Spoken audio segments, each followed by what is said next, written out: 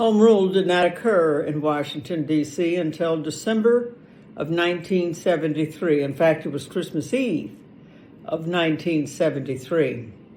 And we in D.C. were very lucky and fortunate indeed to have as the first president to be elected after achieving home rule for it to be President Jimmy Carter.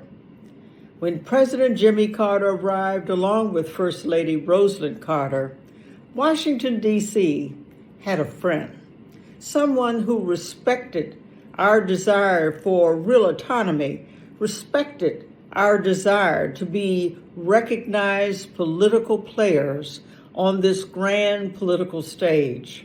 In fact, one of the very first things he did was to appoint our Democratic National Committee woman to become the first African American woman to be in any presidential cabinet. Patricia Roberts Harris became the Secretary of HUD and then later Secretary of Health and Human Services. And then he also appointed the alternate Democratic National Committee woman to be his special assistant in the White House, Martha Bunny Mitchell. It was also very new for us in Washington, D.C., but we were determined to become respected, formidable players again in this political process. And so we were very eager to have our own kind of unique Democratic state dinner. In other states, they'd call it the Jefferson-Jackson Day dinner. We called it the Kennedy's King dinner.